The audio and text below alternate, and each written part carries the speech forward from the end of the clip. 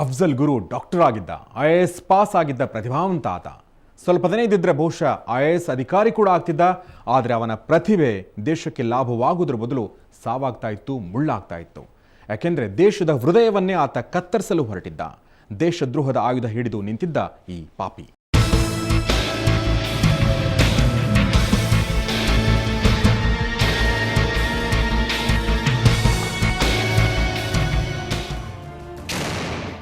Lashkar A Toiba ಮತ್ತು Jaish A Mohammed ಸಂಸತ್ ಮೇಲೆ ನಡೆದ ದಾಳಿಯ ಹಿಂದಿನ ಮಾಸ್ಟರ್ ಮೈಂಡ್ ಉಗ್ರ ಸಂಘಟನೆಗಳು. ಇದು ದಾಳಿ ನಡೆದ ದಿನವೇ ಬಹಿರಂಗವಾಗಿ ಹೋಯಿತು. ದಾಳಿ ನಡೆದ ಮಾರನೇ ದಿನವೇ ಡಿಸೆಂಬರ್ 14ರಂದು ಸಂಸತ್ತಿನಲ್ಲಿ ಅಧಿವೇಶನ ನಡೆಸಿದ ಸರ್ಕಾರ ಭಯೋತ್ಪಾದಕರ ದಾಳಿಗೆ ಭಾರತ ಜಗ್ಗೋದಿಲ್ಲ ಅನ್ನೋ ಸಂದೇಶ ಸಾರಿತು. ಕೆಲವೇ ದಿನಗಳಲ್ಲಿ ಭಾರತದ ದೊಡ್ಡದೊಂದು ಸೈನ್ಯವೇ ಪಾಕ್ ಗಡಿಯತ್ತ ರವಾನೆಯಾಯಿತು. ಯುದ್ಧವೇ ಆಗುತ್ತೇನೋ ಎಂಬ ವಾತಾವರಣ ನಿರ್ಮಾಣವಾಯಿತು. ಸಂಸತ್ ಮೇಲೆ ದಾಳಿ ಆಗಿದ್ದರಿಂದ ಈ ಬಾರಿ ಭಾರತ ಒಂದು ನಿರ್ಣಾಯಕ ಹೆಜ್ಜೆ ಇಟ್ಟೇ ಇಡುತ್ತೆ ಅನ್ನೋ ಪರಿಸ್ಥಿತಿ ಸೃಷ್ಟಿಯಾಯಿತು. ಪಾಕಿಸ್ತಾನಕ್ಕೆ ಹೋಗುತ್ತಿದ್ದ ರೈಲು ಬಸ್ಗಳು ನಿಂತು ಹೋದವು. ಪಾಕಿಸ್ತಾನದಲ್ಲಿದ್ದ ಭಾರತದ ರಾಯಭಾರಿಗಳನ್ನ ರಾತ್ರೋರಾತ್ರಿ ವಾಪಸ್ ಕರೆಸಿಕೊಳ್ಳಲಾಯಿತು. ಅಷ್ಟೇ, ಆಮೇಲೆ ಏನೂ ಆಗಲಿಲ್ಲ. ಗಡಿಯಲ್ಲಿ ಸೈನ್ಯ ನಿಲ್ಲಿಸಿ ಹೊಡಿದೇವೆ ನೋಡಿ ಎಂದು ಬೆದರಿಸಿದ್ದಷ್ಟೇ ಅದರಿಂದ ಬಂದ ಲಾಭ. ಪಾಕಿಸ್ತಾನ ಬುದ್ಧಿ ಕಲಿಯಲೇ ಇಲ್ಲ, ಉಗ್ರರ ದಾಳಿಗಳು ನಿಲ್ಲಲೇ ಇಲ್ಲ. ಹಾಳಾಗಿ ಹೋಗಲಿ ಎಂದ್ರೆ ಸಂಸತ್ ಮೇಲೆ ನಡೆದ ದಾಳಿಯ ಹಂತಕನಿಗೆ ಇವತ್ತಿಗೂ ಶಿಕ್ಷೆ ಆಗಿಲ್ಲ.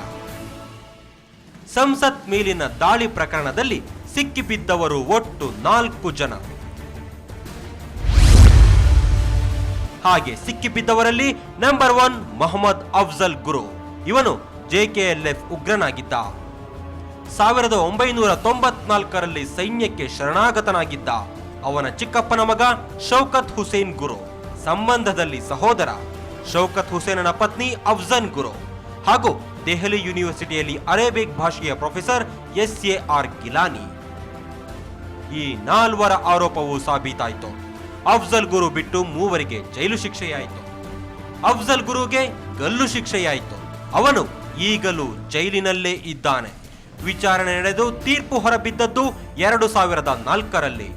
ಅದು ಸುಪ್ರೀಂ ಕೋರ್ಟ್ಗೆ ಹೋಗಿ ಇತ್ಯರ್ಥವಾಗಿ ಅಫ್ಜಲ್ ಗುರುವನ್ನ ನೇಣಿಗೆ ಹಾಕಿ ಎಂದು ಸುಪ್ರೀಂ ಕೋರ್ಟ್ ತೀರ್ಪು ಕೊಟ್ಟಿದ್ದು 2006ರಲ್ಲಿ.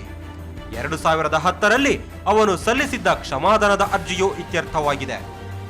ರಾಷ್ಟ್ರಪತಿ ಭವನದಲ್ಲಿ ಅವನನ್ನು ಗಲ್ಲಿಗೆ ಹಾಕಿ ಎಂದು ಸೈನ್ ಹಾಕಿ ಕಳಿಸೋಕೆ ನಮ್ಮ ಸರ್ಕಾರಕ್ಕೆ, ರಾಷ್ಟ್ರಪತಿಗಳಿಗೆ ಪುರುಸೊತ್ತಿಲ್ಲ.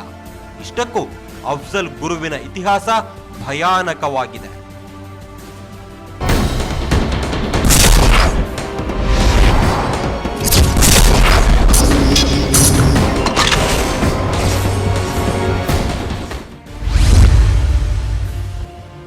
ಅಫ್ಜಲ್ ಗುರು MBBS ಓದಿದ್ದ, ಡಾಕ್ಟರ್ ಆಗಿದ್ದ, IAS ಪಾಸ್ ಮಾಡಿದ್ದ ಪ್ರತಿಭಾವಂತ. ಆದರೆ ಉಗ್ರನಾಗಿ ಬಿಟ್ಟಿದ್ದ. ಇಷ್ಟಕ್ಕೂ ಅಫ್ಜಲ್ ಗುರುವನ್ನೇನು ಸುಖಾಸುಮ್ಮನೆ ಶಿಕ್ಷೆಗೊಳಪಡಿಸಿಲ್ಲ. ಸಾಕಷ್ಟು ವಿಚಾರಣೆ ನಡೆದಿದೆ. ಅವನ ವಿರುದ್ಧ ಪ್ರಬಲ ಸಾಕ್ಷ್ಯಗಳು ಸಿಕ್ಕಿವೆ.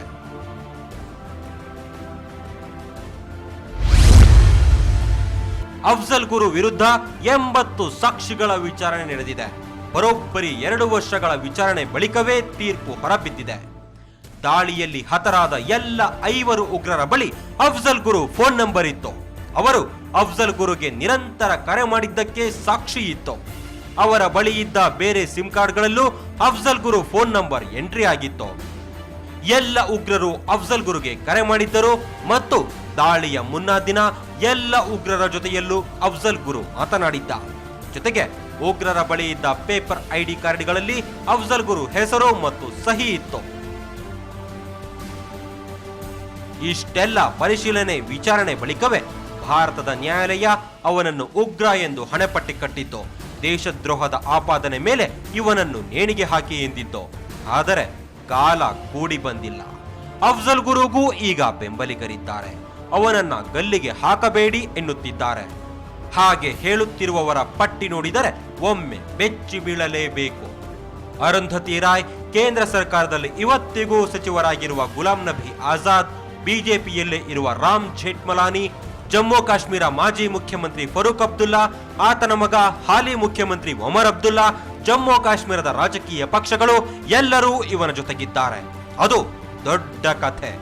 ಕೇಳುತ್ತಾ ಹೋದರೆ ನಾವು ಇವರಿಗೆಲ್ಲ ಧಿಕ್ಕಾರ ಹೇಳಿದ್ದೇಕೆ ಅನ್ನೋದು ನಿಮಗೇ ಅರ್ಥವಾಗುತ್ತೆ.